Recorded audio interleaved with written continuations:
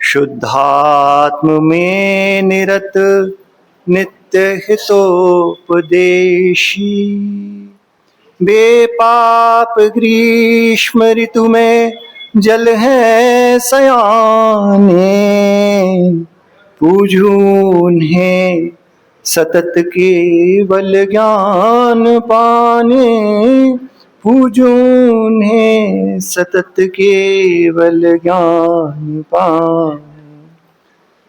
जय बोलिए वर्तमान शासन नायक दिवादिव गुजरात श्री महावीर भगवान की, संशुमणि आचार्य गुरु श्री विद्यासागर जी महाराज की, आचार्य श्री समय सागर जी महाराज की, मुनि श्री निजवेग सागर जी महाराज की।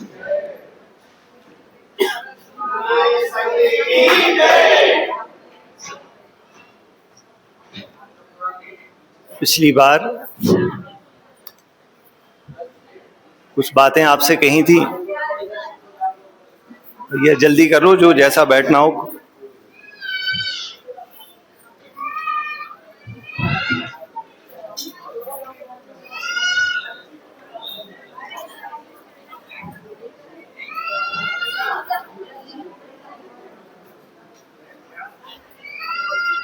सुनिए, पिछली बार कुछ बातें आपसे कही थी, कुछ समझ में आई? कुछ आई हो तो आगे बात करें, नहीं तो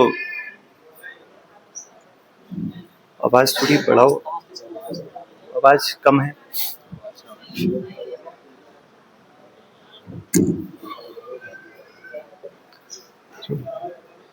आवाज बढ़ाओ। पिछली बार बातें कुछ कही थी, कुछ समझ में आई? नहीं आई? कुछ सीखा? देखो, वाहवाही के लिए प्रवचन नहीं कर रहे, और प्रवचन तो हमको आता नहीं। जो चीजें सीखी तो आपके सामने रख रहे। तो खेती कई प्रकार की चीजें, कई प्रकार की खेती होती हैं। दिमाग में अच्छे विचारों का भी रोपण करना बहुत आवश्यक है, कि ताकि जब खाली समय बैठे रहें तो अनादिकाल के जो संस्कार पाप रूप बुरे विचारों में परिवर्तित हों। अगर अच्छे संस्कार डाले होंगे तभी तो काम में आएंगे, तभी आप अच्छा सोच पाएंगे, कुछ कर पाएंगे। किसी के जीवन में कुछ परिवर्तन हुआ, छोटा बहुत, किसी ने कुछ सोचा कि क्या करना चाहिए? कोई नहीं। अब क्या करें, कौन सी बात आपसे कहें? पिछली बातों को आगे बढ़ाएं या फिर शास्त्रीय प्रवचन आगे बढ़ाएं? क्या सुनना चाहेंगे? जल्दी बोलो। अरे, जो हम सुनाए, सुनना आपको है। देखो, वापस दो विकल्प। यक्ष प्रश्न वही है कि शास्त्रीय प्रवचन सुनना चाहते हैं या जीवन की घटनाएं?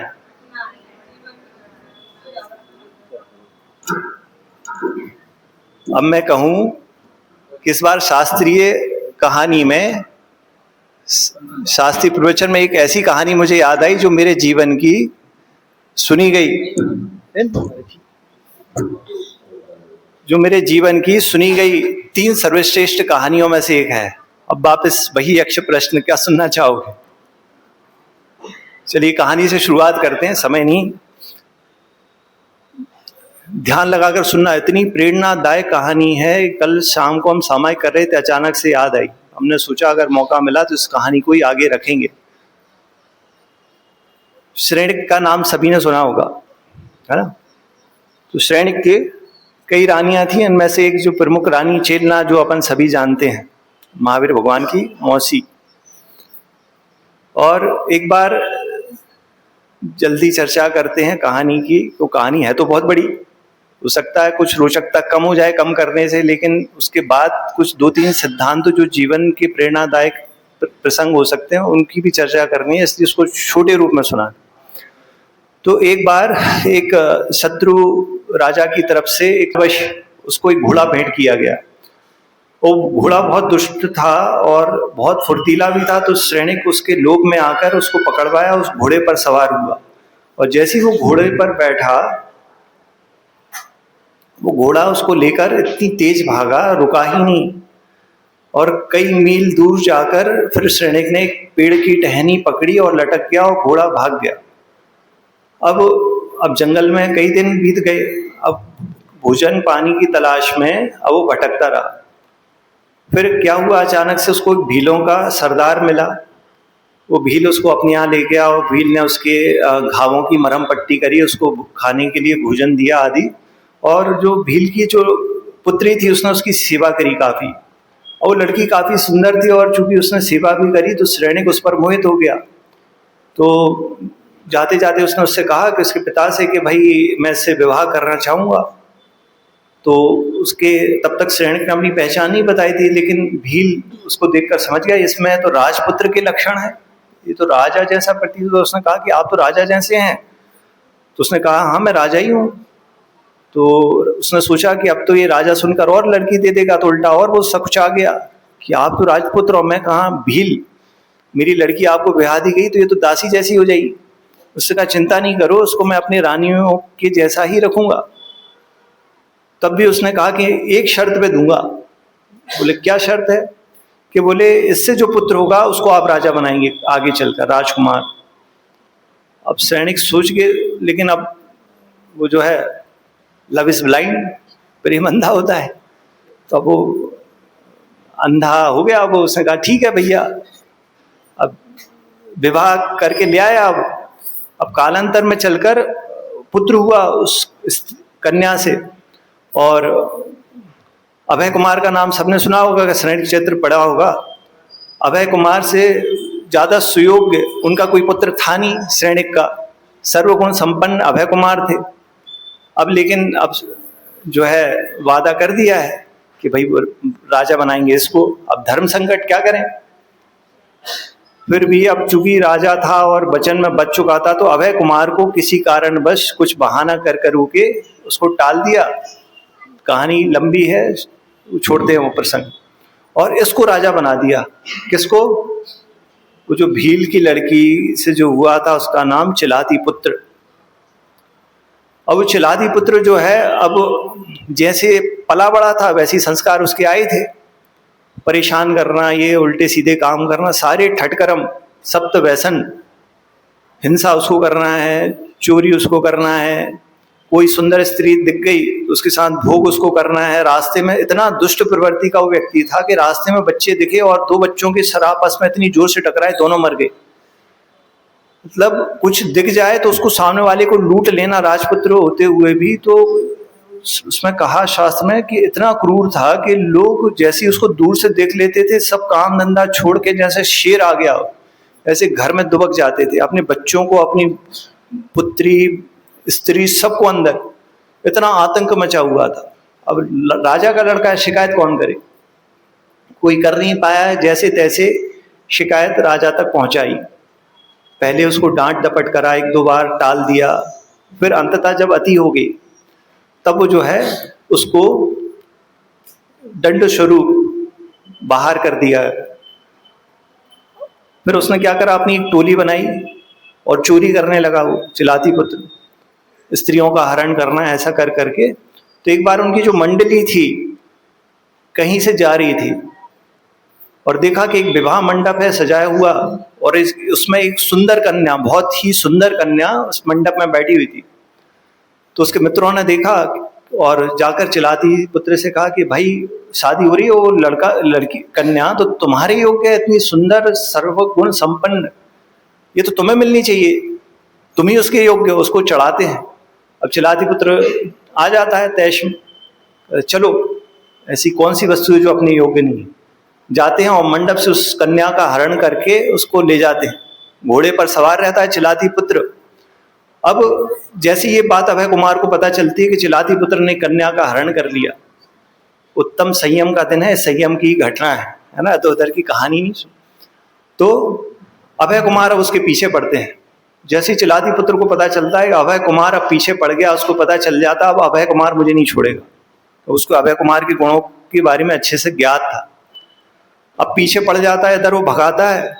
अब वो कन्या उसके घोड़े पर उसके आगे बैठी है, उससे कहता है वो अभी भी तुम्हारे पास समय है, मुझे स्वीकार कर लो और मैं तुम्हें रानी बना दूंगा। और उसकी वो जो कन्या कहती है भाई कुलीन स्त्रियों के ये गुण होते हैं, एक बार जिसको स्वीकार कर लेते हैं उसको अलावा किसी और को वर्ण कर नहीं सकते, अब मेरा पति तो वो स्वीकार हो चुका है। तो कहते देखो अभी भी समय है, अन्यथा मैं तुम्हें छोड़ूंगा नहीं। और वो तलवार निकाल लेता है, घोड़े पे भागते भागते घोड़े पर अपनी तलवार निकालता है, उससे कहता है आखिरी बार सोच लो। उसने कहा मैंने सोच लिया, उत्तम कुलीन कन्याएं इस प्रकार का ही काम करेंगी। और उसने उसकी लड़की के बाल पकड़े और गर्दन काट दी। धड़ उसका वहीं गिर गया, हाथ में उसका जो है सर है। उसको सर को लेते लेते भागता आगे घना जंगल आता है।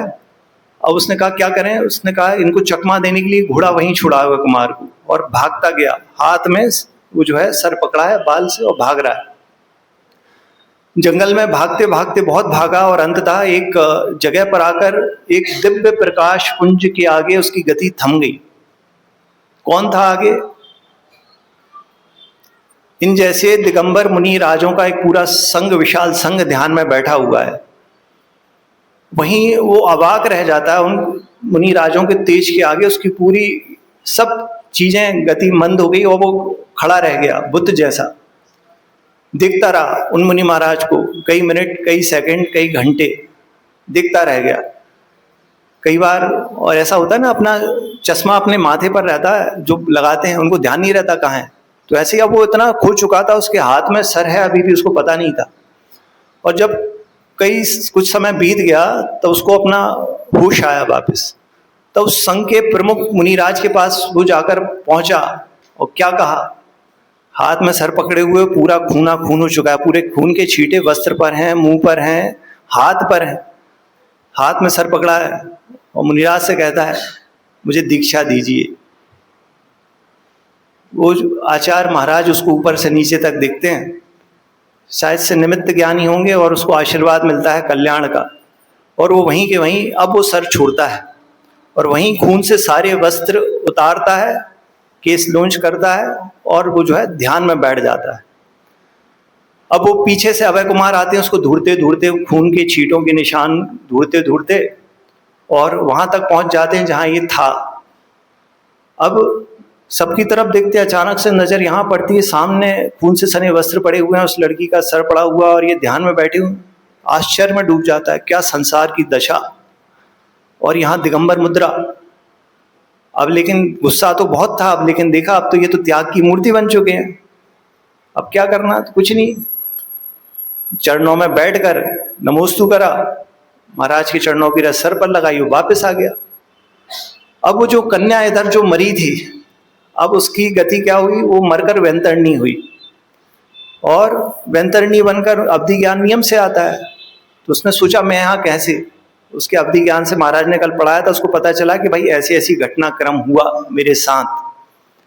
अब उसने उस घटना स्थल पर पहुंची, अवधि ज्ञान से पता लगा कहाँ है वो, और वो पहुंच गई वहां, और उसने चील का रूप धारण करा।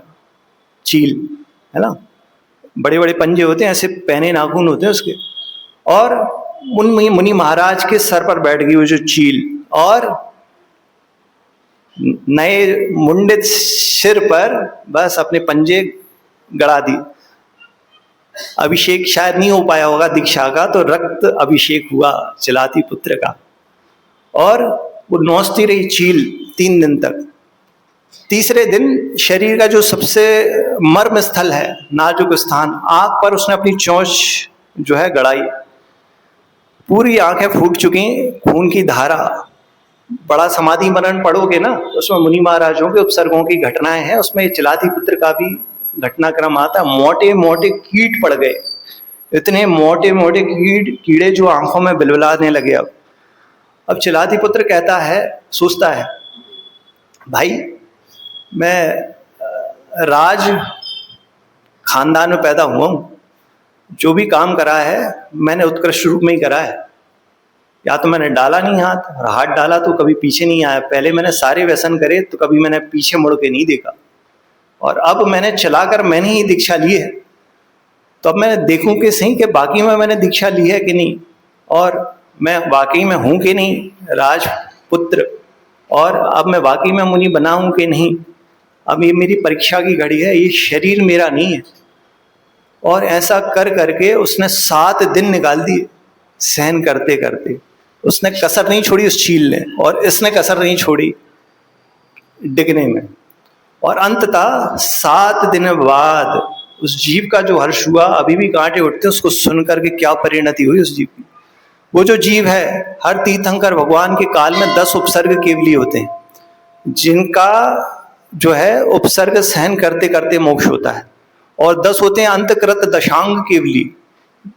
10 मुनिराज नियम से होते हैं हर तीर्थंकर भगवान के काल में, और वो अंतकृत दशांग केवली उपसर्गों को सहन करते करते सर्वार्थ सिद्धि विमान, जो अंतिम स्वर्ग विमान है, 33 सागर की आयु होती है, और वहां से आकर जीव अगले भाव में नियम से मोक्ष को प्राप्त करते।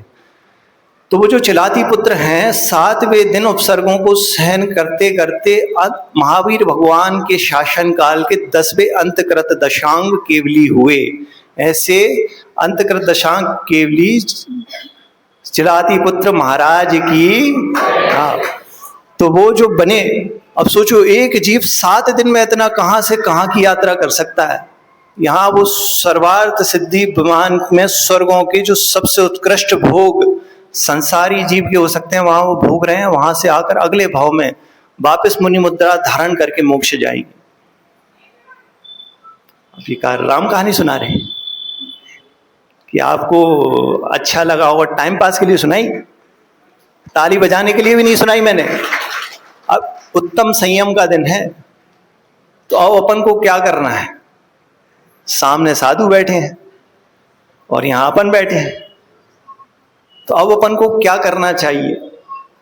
ये जो राम कहानी सुनाई ना, ये इसलिए सुनाई कि अंतरंग में वो जो पापी आत्मा बैठा हुआ है, थोड़ी तो उसको अकल आए कि एक कहाँ का जीव कहाँ पहुंच सकता है 7 दिन में। तो अपन तो जन्म से धर्म करते आ रहे, जब से पैदा हुए हैं, कई लोग शुरू से ही धर्म करते आ रहे हों। तो क्या हमें अपने जीवन का विकास नहीं करना चाहिए? बताइए, अब कैसे करेंगे?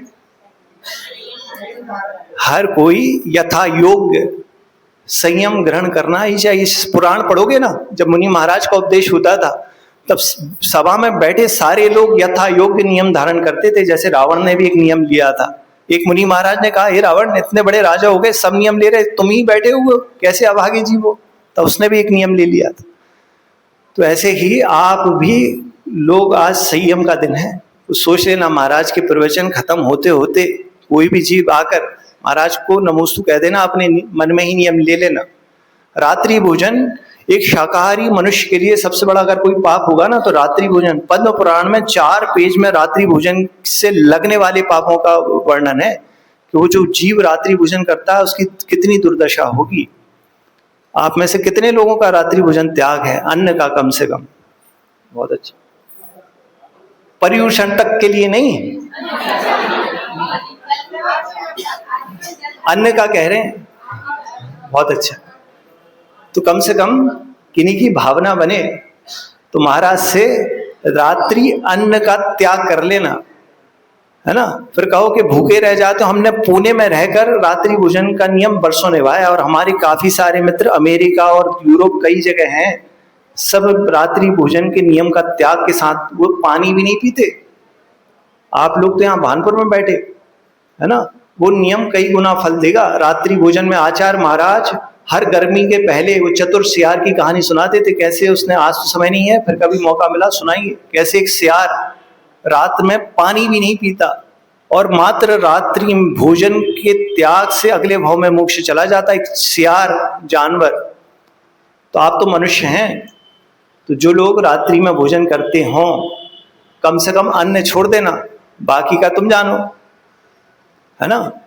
तो भैया किसी की भावना बने, कोई है जिसकी भावना बन रही?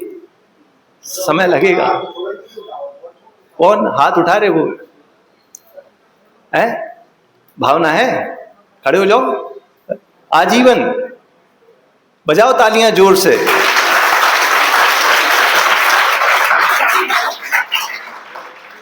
हाँ, खाते नहीं है, अब खाएंगे भी नहीं। हाँ, बहुत अच्छा, बैठ जाओ। यही तो एक जीव था जो मैं ढूंढ रहा था, जिसके लिए मैंने प्रवचन करा। सार्थक हो गया अपना सुनाना, पिछली बार की राम कहानी और अभी की राम कहानी। तो ऐसा ही कोई भव्य जीव अपना कल्याण करता है, मतलब शर्म आनी चाहिए महिलाओं को जो खाती हो, है ना। कोई उस स्त्री से कह रहा हूं जो खाती है, सबसे नहीं कह रहा। ये देखो अपने जीवन में कल्याण के अवसर हैं, कई बार भूखे भी रह जाओ तो कोई दिक्कत नहीं है। सुनो, जीवन सिर्फ 50, 60, 70, 80 साल का नहीं है। जीवन तब तक का है जब तक हम मोक्ष नहीं जा पा रहे हैं, और भव में यही सब सहन करना पड़ेगा, है ना। एक जापानीज साइंटिस्ट हुआ, 2016 में 2 जापानी वैज्ञानिक को नोबेल पुरस्कार मिला। क्या खोज करी उन्होंने? उन्होंने खोज करी कि जो व्यक्ति रात्रि भोजन नहीं करता वो कैंसर आदि बड़े बड़े रोगों से पीड़ित नहीं होगा। 16 आवर्स फास्टिंग करके उनकी जो नोबेल प्राइज का विषय था, 16 आवर्स फास्टिंग मतलब 16 घंटे का जो उपवास किनको होगा? जो जैनी जो रात शाम को 5 बजे भोजन कर लिए, अगले दिन पूजा पाठ अभिषेक करके 10 बजे भोजन करेंगे, 16 घंटे हो जाते हैं। ये जैनों को जो रात्रि में पानी भी नहीं ग्रहण करता, वो 16 घंटे के उपवास से आपको वो जो है कैंसर आदि बड़े बड़े रोग नहीं होंगे, शरीर से कई सारी बीमारियां हट जाएंगी। महाराज ने कल एक पुस्तक दी थी स्वास्थ्य की, वो पढ़ी, उसमें भी यही सब लिखा था कि रात्रि भोजन ठीक नहीं है।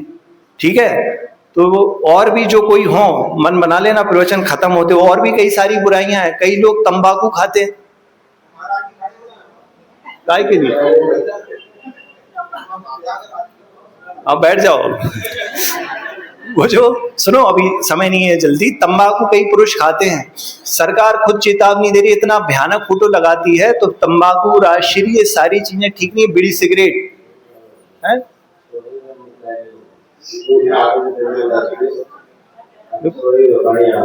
बहुत अच्छा, देखो कमाई हो रही है अपनी।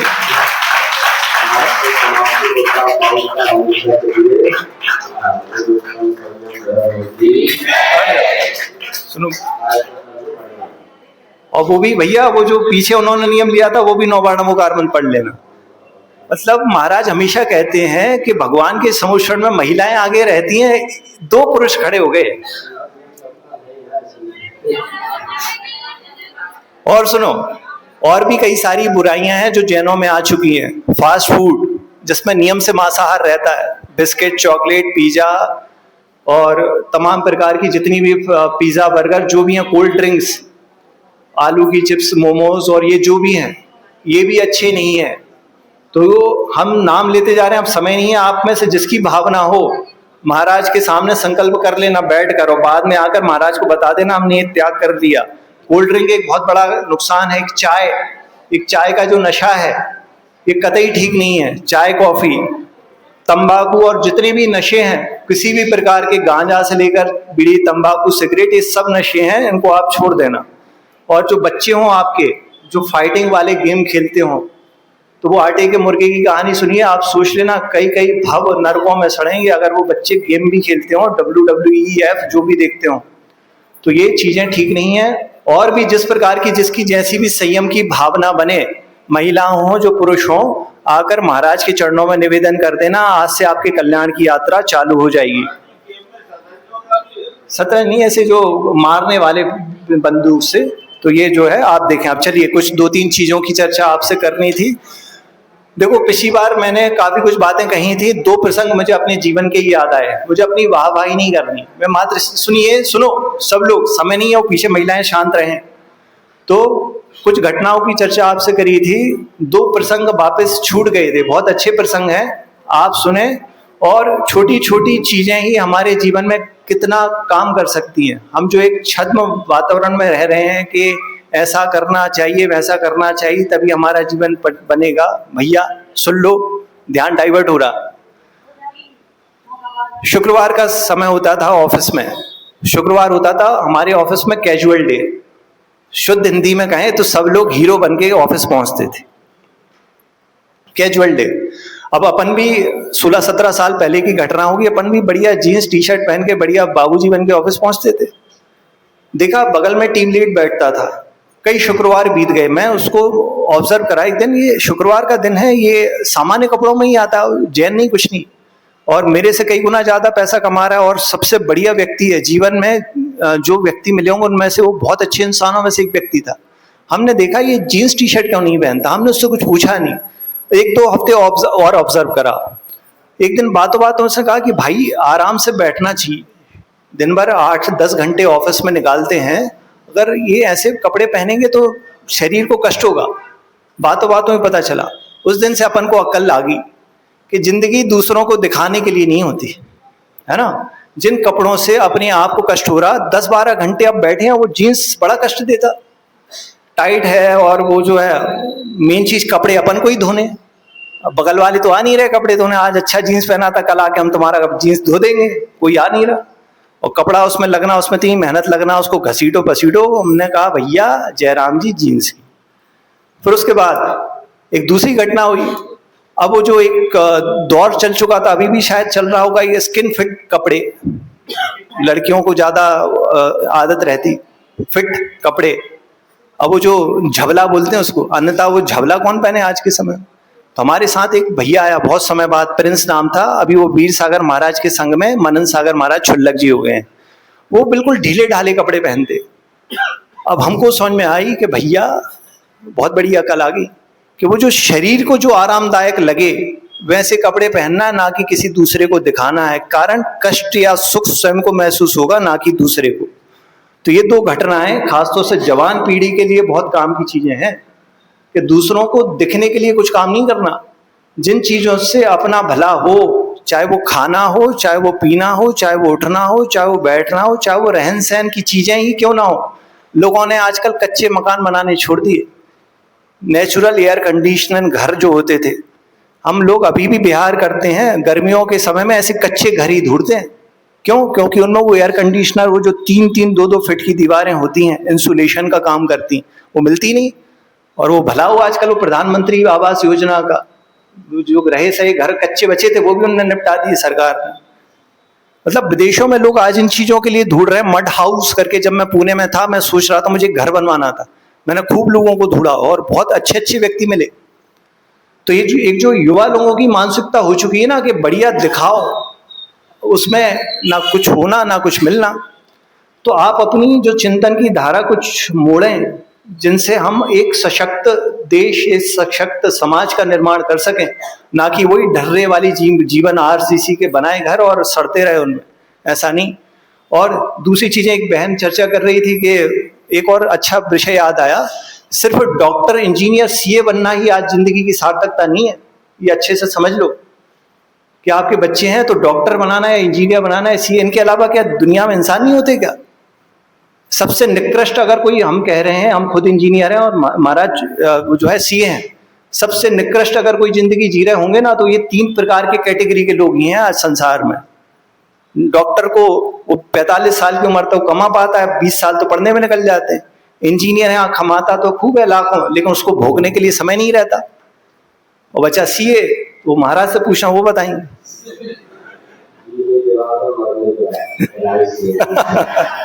अब तुम तो ये 3 प्रकार के जो जीव हैं, तो ऐसा इंजीनियर की डिग्री को तो भारत में डिग्री नहीं माना जाता। ध्यान से सुन लेना, वो डिप्लोमा है इंजीनियर। आचार्य महाराज बहुत हंसते थे कि ये डिप्लोमा है, डिग्री नहीं है। तो फिर क्या करें? फिर प्रश्न उठता है कि मतलब अगर डॉक्टर इंजीनियर सीए नहीं बने तो मतलब हम कुछ है ही नहीं। ऐसा कतई नहीं है। कई सारी चीजें हैं जो आप कर सकते हैं। और खासतौर से आजकल तो उदाहरण के लिए हम पेपर पढ़ते हैं, आप भी पढ़ते होंगे, लेकिन पता नहीं अकल में क्यों नहीं घुसती चीजें। कुछ दिन पहले खबर पड़ी थी, एक 84 साल की दादी माँ थी बेंगलोर में। कुछ हर एक महिला के पास एक ना एक कला होती ही है, हर पुरुष के पास और एक हर महिला के पास। वो एक कला ये भी हो सकती है कि कोई एक खाद्य पदार्थ वो ऐसा बना सकती है जिसका स्वाद कोई और नहीं ले सकता, वो ही उस महिला के हाथ से ही बनेगा वो। तो उस महिला ने सोचा कि अब मैं बैठे बैठे कुछ करती रहती हूँ, तो उसने एक कुछ चीज बनाई, वस्तु, खाद्य पदार्थ। उसकी जो नातीन है उसको बढ़िया पैक करा और इंटरनेट पर उसको जो है प्रचार प्रसार कर दिया। रातों रात वो महिला छा गई।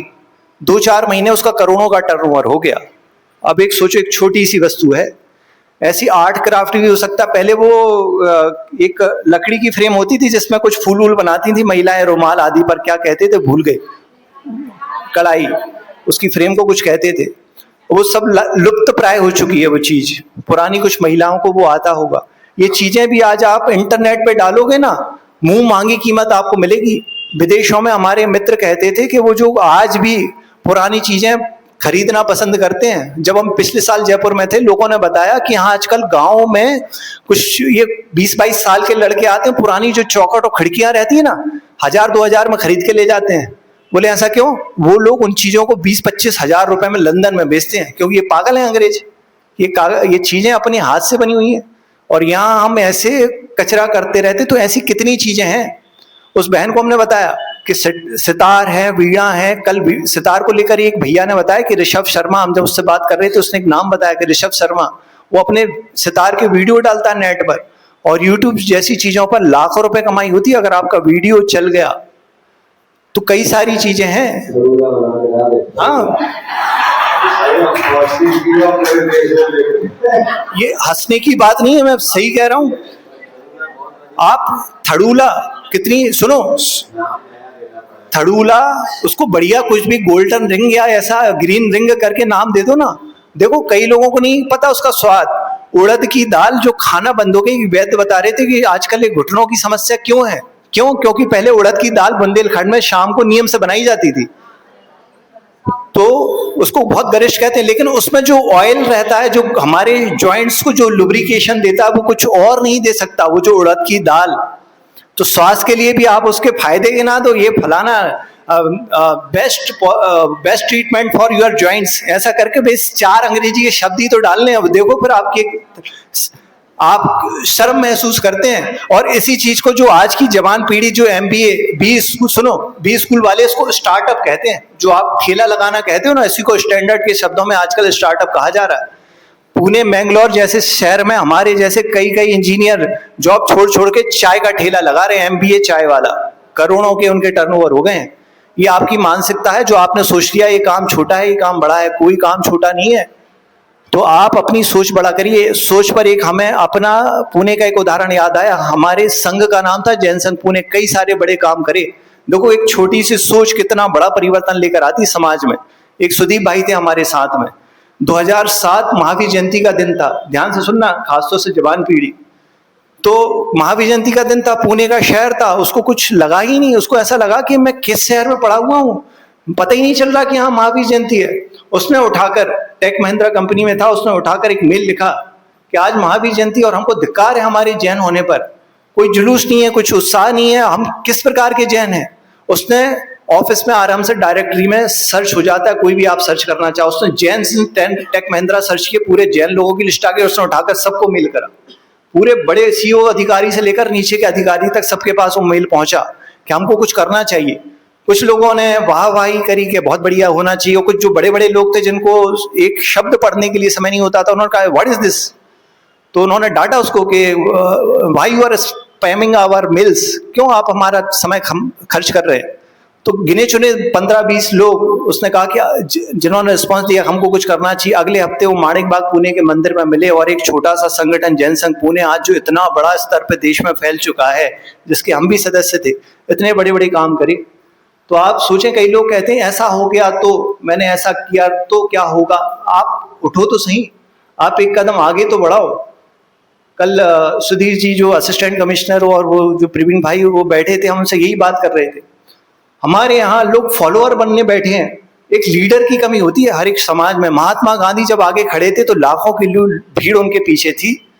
तो आप कुछ नहीं सोचिए कि मैं कैसे करूंगा। जब पुणे के आसपास कई मंदिर थे, दक्षिण में हमने मंदिरों का जीर्णोद्धार करा। हमने उसकी शुरुआत कैसे करी? हमने कहा हम अकेले करेंगे तो कब तक करेंगे और कितना करेंगे। तो हमने लोगों को इकट्ठा कर करके उन मंदिरों के पास ले जाना चालू करा जो आसपास के मंदिर थे। और सबसे पहले हमने 20-25 झाड़ू खरीदे। क्या खरीदे? 20-25 झाड़ू। देखो एक छोटे से चीज कैसे काम करती। 20-25 रुपए का एक झाड़ू। हमने कहा रखो, जितने मिल जाए 30-35 सब डाल लो गाड़ी में। सब डाले और हमने झाड़ू लगाना चालू करा उस मंदिर के आसपास। और सब पूरा देखते देखते जितनी अम्माएं थी सब उतर गई मैदान में। झाड़ुओं की कमी पड़ गई। हम लगाएंगे भैया, हम लगाएंगे झाड़ू, हम लगाएंगे। और देखते देखते पूरा का पूरा मंदिर प्रांगण जो सैकड़ों सालों से बंद था, ऐसा चमचमाने लगा। उस गांव के लोगों ने कहा हमें पता ही नहीं था इतना सुंदर मंदिर है। 4 ट्रॉली हमने मिट्टी हटाई उस मंदिर की। गुलबर्गा कर्नाटक में एक मंदिर है। लोगों की आंखें नम हो गई, इतना सुंदर मंदिर था और हमने कैसा उजाड़ करके रखा हुआ है। तो जो आज लोग सोचते हैं ना क्या करें, आपके भोपाल के आसपास कई सारे मंदिर हैं, खासतौर से जवान लोग समसगढ़ और जब भोजपुर हमसे हम आ रहे थे, इतनी मिट्टी जमी हुई थी, इतना गंदा हो रहा था वो भगवान के सामने का ही भोजपुर में। क्या आप एक महीने में एक दिन नहीं दे सकते अपने भगवान के लिए? दे सकते होगे ना, भले ही 1-2 जन जाना। हमने जयपुर में भी एक टीम बनाई थी पूरे मंदिरों की, 250 पुराने मंदिर और 450 मंदिर थे। तो जाओ महीने में एक दिन करो साफ सफाई उस भोजपुर की, समसगढ़ की और आसपास जितने क्षेत्र हैं, आप क्रांति ला सकते हैं। हमने जब ये चालू करा ना तो मैंगलोर मूडबद्री के आसपास भी जवान लड़के थे, वहां पर भी काफी मूर्तियां थी। हमारे फोटो देखकर उन्होंने भी यंग सेना पता नहीं क्या नाम था उस बनाई और आसपास के मंदिर उन्होंने साफ करने चालू करे, है ना। तो हम काफी काम कर सकते हैं। हमारे समाज को, हमारे देश को, हमारे लोगों की जरूरत है। सिर्फ ये लोग नहीं, आप लोग भी।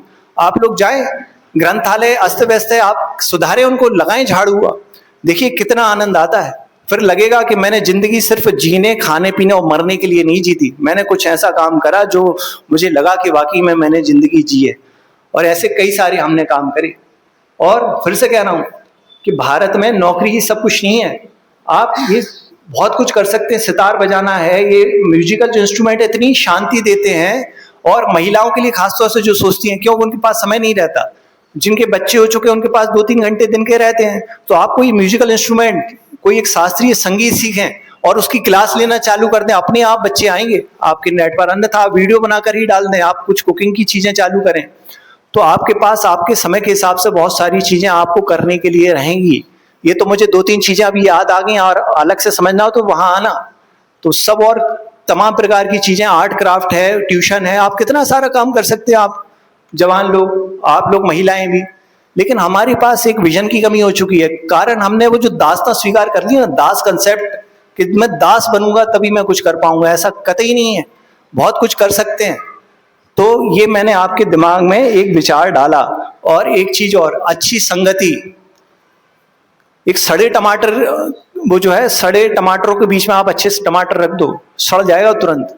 ऐसी संगति है। आचार्य महाराज ने, मुखमाटी महाराज ने पढ़ाया भी, और स्वाति नक्षत्र की बूंद देखो, एक ही बूंद नीम में जाएगी तो कैसा होगा, गन्ने में जाएगी तो कैसा होगा, सीप में जाएगी तो कैसा होगा। उसी प्रकार आपने अपने बच्चों को अगर इधर उधर छोड़ दिया, वो सड़ जाएंगे। आप अगर उनको अच्छे लोगों के बीच में रखेंगे, अच्छी मानसिकता के बीच में रखेंगे, बच्चा वो जो है बहुत बड़ा बनेगा।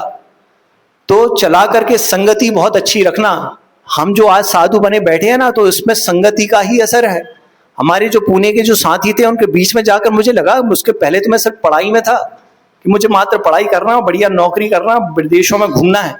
लेकिन उन लोगों के बीच में आया तब लगा कि भाई संसार में अच्छे लोग भी रहते हैं, और खासतौर से पढ़े लिखे जवान लोग भी।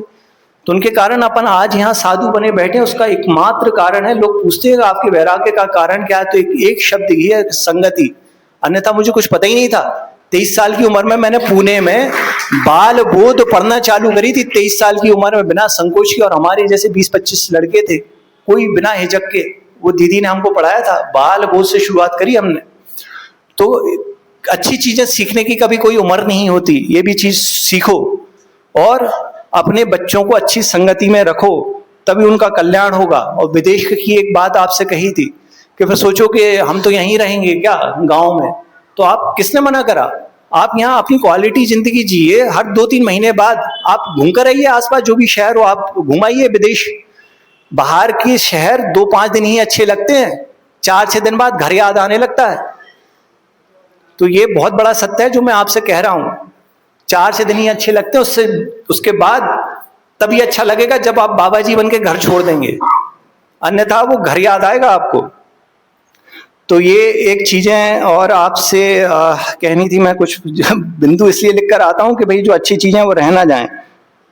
बाकी अब अपन महाराज को सुनेंगे, क्योंकि बहुत सारी चीजें हो चुकी हैं और कुछ है नहीं। अच्छा खाएं, एक चीज और है, अच्छा खाएं, है ना।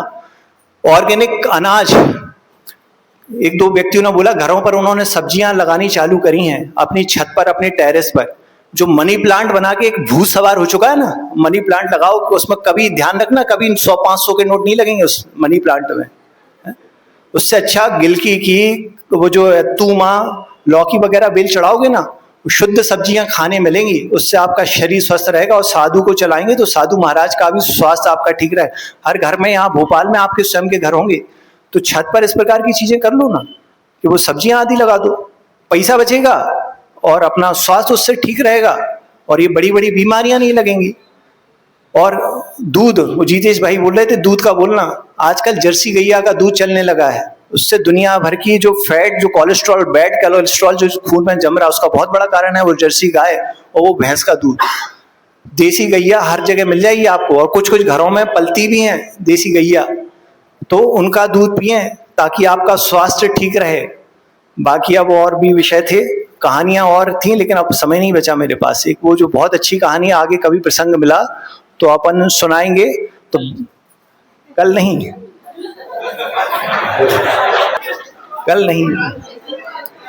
कल महाराज को सुनेंगे। चलिए अब अपन सब जो जो कहा है घर पर जाकर उनका चिंतन करना, उनको सोचना, है ना, तभी वो आपके जीवन में बहुत बड़ा परिवर्तन ले आएगा। अब चलिए, बड़े महाराज से निवेदन है अपनी मंगलमयी वाणी से हम सभी को कृतार्थ करें।